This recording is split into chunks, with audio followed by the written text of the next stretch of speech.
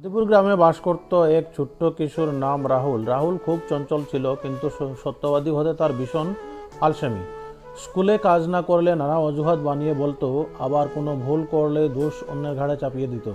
সবাই তাকে ভালোবাসলেও তার মিথ্যে বলার স্বভাব নিয়ে চিন্তিত ছিল। একদিন রাহুল স্কুল থেকে ফিরতে ফিরতে গ্রামের পাশের জঙ্গলে এক বৃদ্ধ লোককে পড়ে থাকতে দেখলো। বৃদ্ধ হাঁটতে গিয়ে পিছলে পড়ে গেছেন। রাহুল সাথে সাথে তাকে সাহায্য করতে গেল, কিন্তু হঠাৎই তার চোখে পড়ল বৃদ্ধের পাশে থাকা একটি ছোট্ট কাপড়ের ব্যাগ।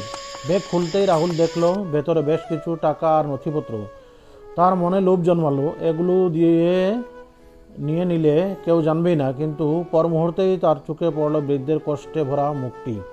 রাহুল দ্বিধায় পড়ে গেল। ভেতরের ছোট্ট মন বলল, মিথ্যে বা অন্যায় করে কখনো শান্তি পাওয়া যায় না। অবশেষে রাহুল সিদ্ধান্ত নিল ব্যাগসহ বৃদ্ধকে গ্রামে নিয়ে যাবে। গ্রামবাসীরা দ্রুত চিকিৎসার ব্যবস্থা করলো।